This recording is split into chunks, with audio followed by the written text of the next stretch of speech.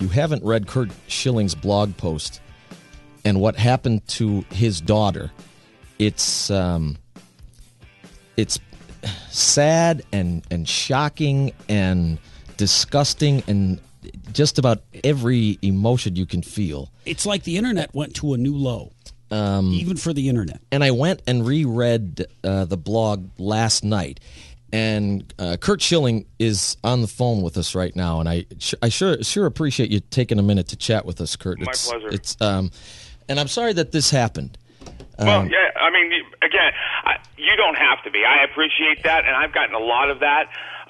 But this is nobody's fault but the people that did it. This is, that needs to be made clear at a time and a place where it feels like everybody's looking to give an out to the perpetrator. Well, there's yes, and there's so many things I want to ask you, but I want to tell you what I did last night when I reread your blog, and it really hit home to me. First of all, you said this might not make sense to you unless you're a dad with a daughter. And I don't even know that you have to go that far. But nope. I took it from that perspective, and I took those tweets that were aimed at you and aimed directly at your daughter. And for those of you who haven't read this, all Curt did was post a congratulatory tweet to his daughter, Gabby, who is 17, right? Yes. She signed with the college to play softball. Proud of my daughter. Congratulations. And these guys took it to an incredibly disgusting level. I took those tweets that are aimed at you and your daughter, replaced the name Curt Schilling or your Twitter handle and your daughter's Twitter handle, and I put in my name and my daughter's name. And I tell you, I described it as to Dwyer this morning. I said, it's like I had an anxiety attack. It hit me just like that, and I realized, oh, my God. Well, yeah, and there's a real clear distinction to make here. I've been on Twitter a long time. I've been on the internet since it started. I've been on computers for 30 years. I've been out in the public. People know me. People don't like me. People say things to me, and they've done it all the time. I played 10 years in Philly and 5 in Boston. I've heard it all. I'm okay with that. Yeah. I totally get people not liking me. I totally get people saying really nasty things because that's the way the world is. And I know I'm comfortable with who I am because the people that know me know I have a good heart. I wouldn't have had any problems if every one of those tweets you read was at me. None. Exactly. I wouldn't have said anything. Even the ones that tweeted at you, hey, your daughter's only where she's at because of who you are. Or even, well, you know what? So what? Yeah. That's just bitterness and jealousy, and that's going to be forever. I don't care about stuff like that. I know what my daughter did. She knows what she did. Right. And do you take the same amount of salt, the same grain of salt, with praise as you do with with bombast? And that's why you can live with it. Well, at the end of the day, I know who I am. I have enormous flaws. I've made stupid mistakes. Yeah. But I don't do things and have never done things to be malicious or to offend or to put people down. When your daughter was younger, being who you are, and you said it yourself, you opened yourself up to a lot of controversy or a lot of criticism, I guess. As a dad, how did you, because her norm is you.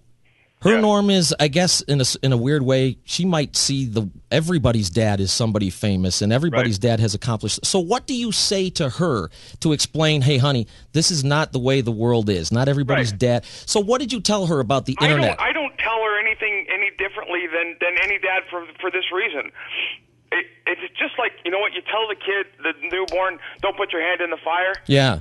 Until they experience it, there's nothing I can say that's going to make them understand. Okay. Because it's amazing how our teenage kids, as they get older, we get stupider. Amen to that. Right? I mean, but they grew up in a clubhouse and an environment around, going to Fenway for a game was like going to Fridays for dinner. And so, the norm was not norm. And thank God my kids went through high school, my oldest ones, with every intention of not being Curt Schilling's kid. Yeah. And they didn't take advantage of it. Now my son's in college, and it's the same. I mean, they want to be who they are. They want to be individuals. So I had to wait for them to kind of experience it and come to me and go, hey, wait a minute. This isn't all fun. Yeah. And explain, hey, listen, that's exactly right. You're going to run into a lot of people who end up finding out who you are, and they're your friends because of who you are, not what you are. Or your enemies because Absolutely. Again, none of the people that tweeted at me know my daughter. And that's the thing that is awful, because they just think that there is this open canvas that they're allowed to use any brushstroke possible. Because we've allowed it. Yeah. If you looked at the responses, a lot of people tweeting, just get off Twitter. Just turn your head. Just, if it was at me, block them. Or what? I ignore it. This is my daughter, my 17-year-old daughter. These guys are threatening to rape and sodomize her. They don't know her.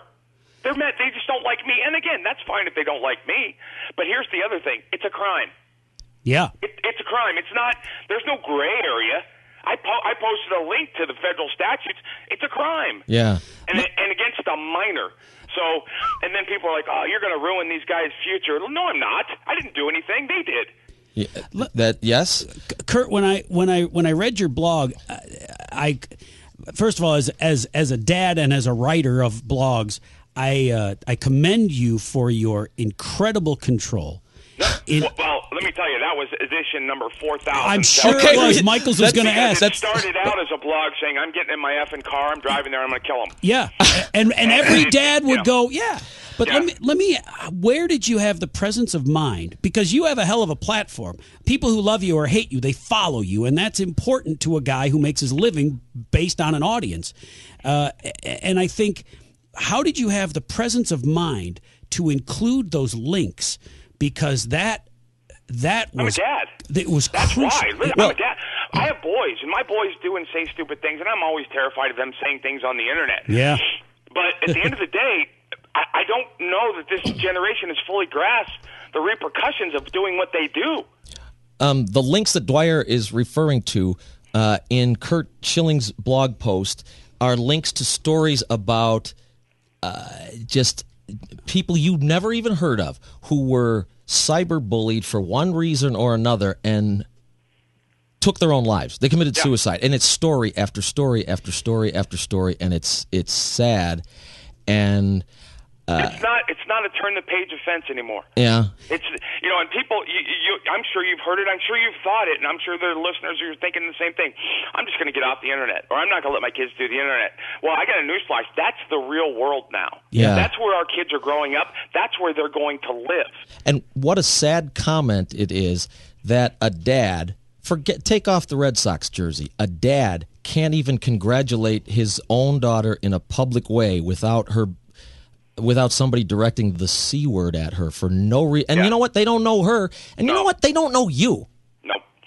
But again, that's why, for me, it's always been somewhat easy. I mean, I'm human. I would rather people say nice things than mean things, but the real world doesn't work that way. And for me, the lesson I've always tried to teach my kids, I want them to learn these lessons before they leave my house. I don't want my kids to be out on their own for the first time when they fail or when they get verbally attacked. Yep. Because I want to be there to protect them and to provide assistance and support and help them understand how to act and how to go about it. It's your obligation as a dad. I have two jobs as a dad, right? Yeah. Put a roof over their head and protect them. If Amen. I'm not doing both of those things, why the hell am I here? I don't know if you guys are getting this. This is Curt Schilling, and you could see why he is so popular as a TV analyst and as a guest host on any show he's ever on, because you just don't sugarcoat anything. The raw emotion you're speaking with. I can still hear you're fired up about this. Well, it's my child. Yeah. I'll be fired up forever about it. And somebody said something about, won't you feel bad if you ruin these kids' lives? What if my daughter had taken her life? I would have been the dad with nothing to lose. You would have been a much more violent version of that blog. There's one thing in life I would go to jail for, and that's my family. Yeah. And I think every dad that has kids feels that way. It doesn't make me feel good. Doesn't make me feel good. But somebody attacked my family. Yeah. And I don't know any other way to react. Can I ask you this? I've read a lot about how it affected your daughter and how you reacted and how it affected you. What about your wife? That's her daughter too, and she's brought into this. Anybody that knows my family is blown away by the fact that she hasn't exploded, and she's wanted to, but she's understood that this is not. That you don't speak from just emotion at this point. You can't, because the lesson here is so huge for my kids, and hopefully for other people. Listen, you're not going to stop people from being bullies online, because there are so many gutless people in the world who are bitter about their lot in life that they're going to do what they do. You can't stop them, but you can. Listen, these guys were all in college or playing sports. They're athletes. These aren't thugs. Yeah.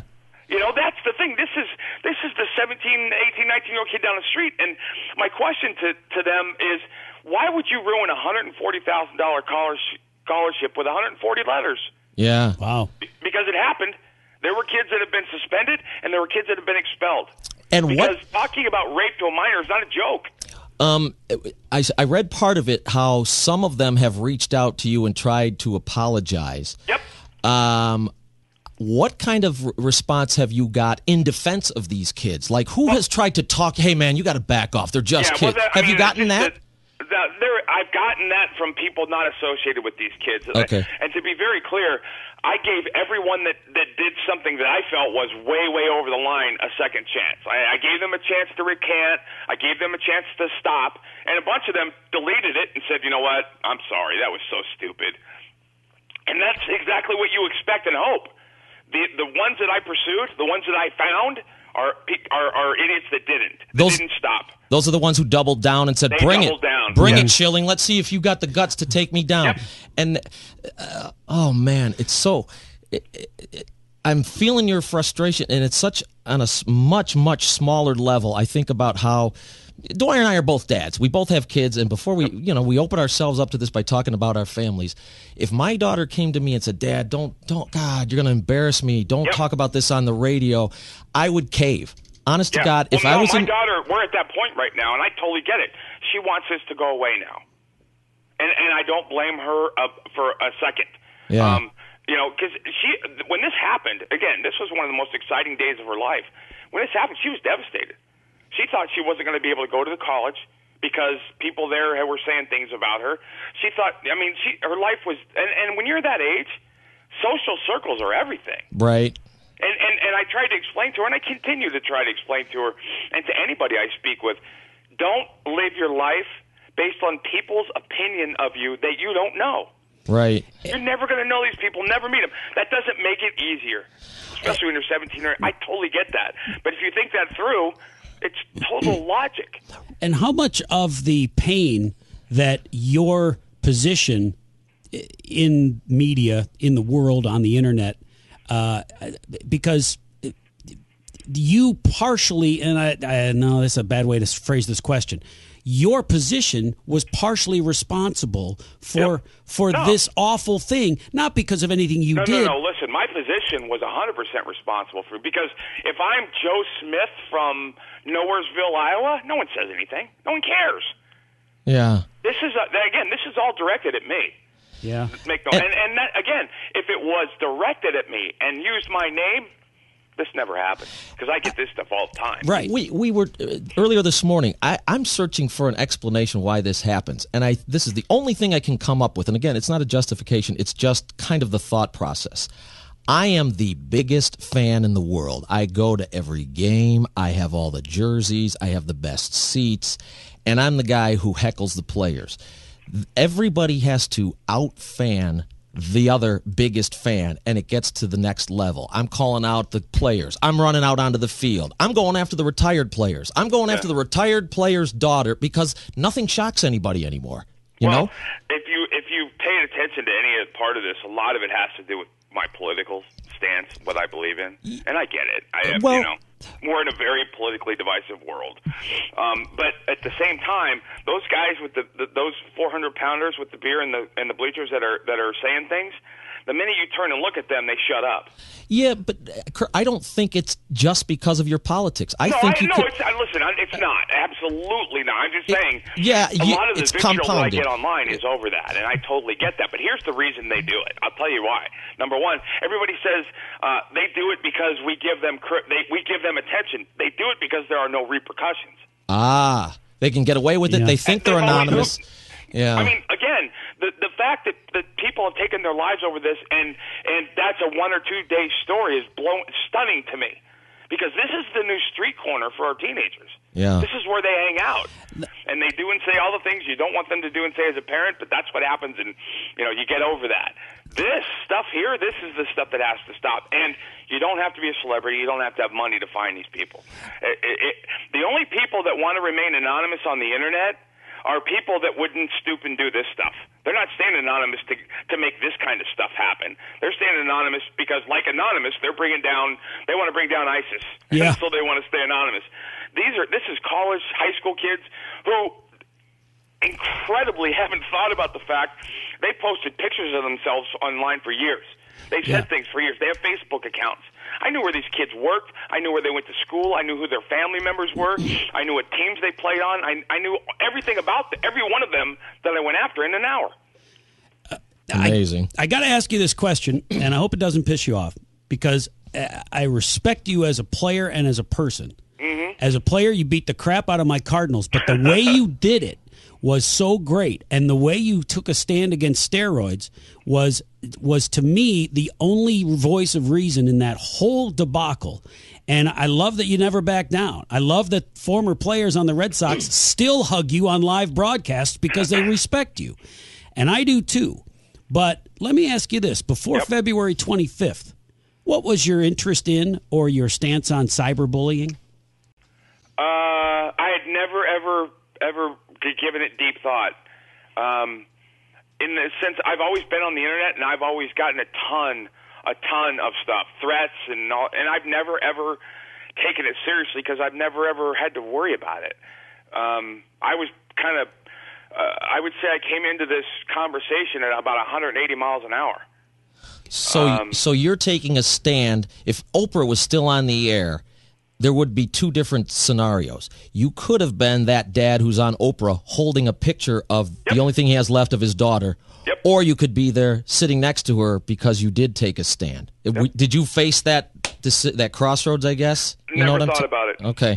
There's nothing from an incentive perspective about this event. No. I'm just saying, as a father, and you guys will agree with this, I didn't think about anything but my daughter. Right. Okay.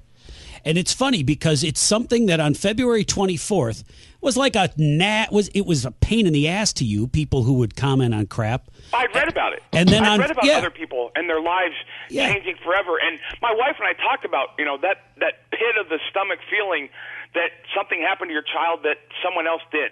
And then you go about your day. But on February 26th, all of a sudden, it is real and it is awful. Yep. And I think that more people should think that way. I don't know how to make them think that way because, until something affects you at your front door, you just don't feel the passion with which you're speaking. Well, I look at it this way. My wife and I have been fortunate enough to be involved with ALS, Lou Gehrig's disease, for over 20 years. And everything we've ever done, I've always thought about, I don't want to look back and say I could have made a difference. If I get diagnosed with it, I'll know I've spent my life trying to help people that have it. This is one of those things where I'd read about it, but I had no idea that this was what it was, and that's on me. But for whatever reason, for better or worse, people respond when I talk. Now I have a window and a platform to possibly save one 17-year-old girl's life somewhere in the world. I have an obligation, I think, to try and make that happen. And going back to this situation, you know what really sucks is that one of the proudest moments for you as a dad and for your daughter is that this moment has been muddied up by these jackasses. Well, they took her. They took. You know how they talk about that guy who during the draft, you stole the spotlight from these other people. Yeah. Boy, they stole that from her, and you can't get that moment here's the thing, back. The analogy I would tell you guys, and to people that were saying, what's the big deal? I said, listen, picture someone walking into your house and punching your daughter in the face right in front of you. How would you react? You'd kill him. Right. But you know what? The bruises and the scars from that punch, they'll heal. My daughter's going to carry this for the rest of her life. Well, yeah. So it'll be mentioned, no matter what she achieved. Listen, my daughter's strong as hell. It's not gonna. This won't scar her in that sense because she's got unbelievable resilience. But what just happened shouldn't happen to anyone, male, female. I don't care what age you are. And I would tell you this, guys, and to people that are listening, the worst thing. Think about this. What is the one thing that criminals and internet idiots want more than anything? They want anonymity. Yeah. All you have to do is tell people who they are. You don't need to press charges. You just expose these people to their parents, to their friends, to their schools, whatever, and they pay for what they did. Let me pose to you a very interesting question that I kind of dismissed. A listener sent this to us when we were talking about it yesterday. He said, what do you suppose would have happened if the perpetrators of this, if the people sending these tweets to Curt Schilling and Curt Schilling's daughter were actual major league players, professional players, NFL, what do you think would have happened then? And I said, oh, they would never do it. Or, oh, that'd be it. You know what? At the end of the day, I thought about it. I'm like, we're letting guys play who beat the crap out of their girlfriends. Yep. These are just words. That nothing would happen to them. And it's well, I would do everything in my power to make sure something did. And again, I want to emphasize this to people. This wasn't joking around because I got guys joking around with me. I had guys respond to me saying, hey, listen, can't wait to meet your daughter, wink, wink, can't wait to take your daughter, all the things that I expected to get. And that's why I came back with, hey, guys, not for nothing, but I have a lot of close friends in the Special Forces. Right. And I thought we're joking. Yep. And then it went off the deep end. And there's, like I said, no one, I don't care who you are, what you do, how old you are, no one deserves to be spoken to this way, in person or online.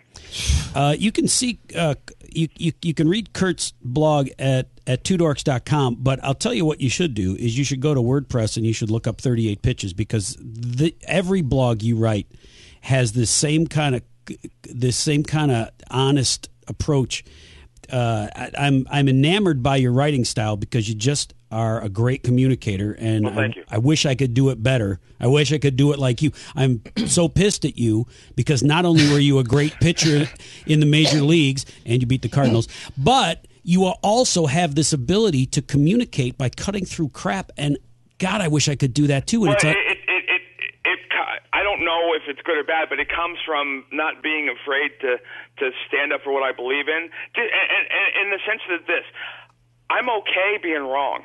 Yeah. It's going to happen. I understand that. And just because I speak my mind doesn't make me right. It makes me me. Uh-huh. And I'm okay with that. I know I'm not trying to offend. I'm not trying to hurt people's feelings. I'm not trying to ruin people's lives. And everything that I've ever done that was aggressive to somebody else is in response to something somebody did or said to me. I think it was, and I'm sure I'm quoting this wrong because I was a horrible student. I think it was Churchill who said, you have enemies? That's great. That means at one point in your life you stood up for yourself or somebody else. Yep. And boy, just listening to the passion you have as a father, if you can't take something away from that to defend your family more, I think you might just be dead inside. I mean, it's been a rough couple of years for this house. How is your health, by the way? It's good. Thank you for asking. I appreciate you asking. But one of the things that my daughter, my kids, and I've taught them, is one of the things my dad told me was, tough times don't last, tough people do. And when I was coming through my chemotherapy, my radiation, my daughter got me something, and it has a saying on it that says, you never know how strong you are until being strong is the only choice you have. Wow. That's way better than that crap your dad told you. Again, that's you know what? That's why we don't do and say the things that are being done and said, because we were raised by men. My dad would come out of his grave and strangle me if I thought like these guys type. And I'm not trying to tell you that I'm a Christian who never cusses. I've been in sports locker rooms my entire life. I've been hanging around guys my entire life. I've been in college for a year. I've done all the things and said all the things guys do. I'm not proud of all of it. I've made mistakes and I've said dumb things. But this isn't saying dumb things. This is a crime, and this is not okay. Well, God bless you for taking a stand the way that you did. I don't know if it was difficult for you or not, but I know in your heart you believed that you had to do something and you were going to do the right thing. And if your daughter and your wife and the rest of your family are going to have to come along for the ride because this is bigger than your family. Is that a fair statement? I appreciate that. it's when Curt just said, what would you do if somebody came in and punched your daughter in the face? It's hard to imagine that. If you want to make this whole situation real, and this is what it did for me, go and read these vile tweets. And you didn't post all of them. You just posted a hand. There's tons more. Replace Curt Schilling's name with your name and replace his daughter's name with your daughter's name. And I promise you, you will have... It sent a chill through me that you don't even have to have kids for this to impact. You just have to have a moral compass. And honestly, at that moment, looking at myself and my position and what I do for a living, I thought, oh my God, I don't know, what would I do? Yeah. So you can follow Curt on Twitter too at Gehrig38. That'll give you an idea of his work and his admiration for Lou Gehrig and his work against ALS. But I think your Twitter handle says it all. Well, it really pisses off Yankee fans. Yeah, that's an added bonus. Hey, one other thing. You are such a dick. I swear. Hey, one other thing, and Dwyer kind of touched on this: your stance on steroids and your how it has affected sports. Have you seen this new movie? It's on Netflix just a couple of weeks ago about Lance Armstrong. It's called Stop at Nothing. Have you seen that yet? Yeah. I mean, is it unbelievable? And I only bring it up because I was one of the defenders. I was the one who said, "You guys don't understand. Why are you ripping down our heroes?" And then that was me with Roger Clemens. I mean, but again, I can't, in good conscience, sit around and preach and tout because I was one of the reasons. I was one of the guys I was part of the players' union. I was a players' rep. Yeah. We worked our asses off to protect the players because in my right hand to God, I've never seen a player with steroids in his hand. I've never seen a player take it. I've never seen a player inject himself with it, ever. I was as blindsided and naive about the volume of players as anybody. And that's on me because clearly I wasn't paying attention. Yeah. And as a player, you know what? We have to reap what we sowed. We spent a whole generation, and the media is every bit as culpable because they loved writing about it.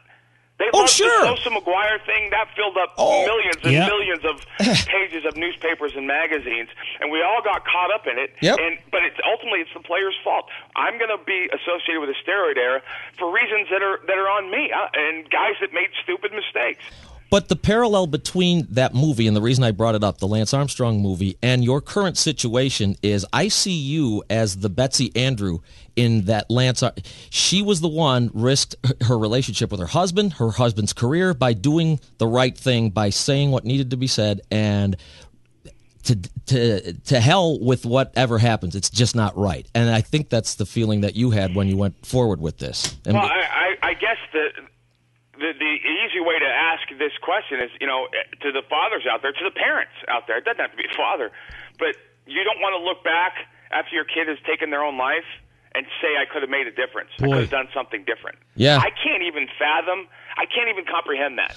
Because and the pit of my stomach, I can't even feel what that must feel like. But to think that there are people out there that do not have their children because of this, yeah, I'm not really worried about the repercussions for the idiots that do it. Good for you. Well, there would be no second chance. Like you gave those guys a second chance when you said, hey, take those tweets down. Yep. You can't say, hey, give me my daughter back. Yep. It almost seems non-essential to mention that it's awesome to have you back on ESPN and Baseball Tonight, and I think it's your voice was missing from baseball analysis while you were recovering. Oh, I appreciate that. Thank you. I'm glad to see you back. You and Kruk, man, you're the only two people that ever told it like it was, and I appreciate watching it, and your knowledge of baseball comes through. And now I got a whole new reason to love you and hate you at the same time. I appreciate that, guys. Thank you. Thanks for talking to us, We're man. just a little rinky-dink radio station in Davenport, but you did resonate with us, and I hope... America's Heartland. Yeah, man. I sure appreciate it, and God bless you. My pleasure, and gentlemen. Hang Thank on you one very much. second. We got to go to commercial. If you could hang on 1 second, I want to talk to you, okay? Curt Schilling, everybody. Go to twodorks.com. Kurt's blog is the very catchy 38pitches.wordpress.com. But there's a link to it on our site. We'll be back in just a minute. We'll be back in just a minute.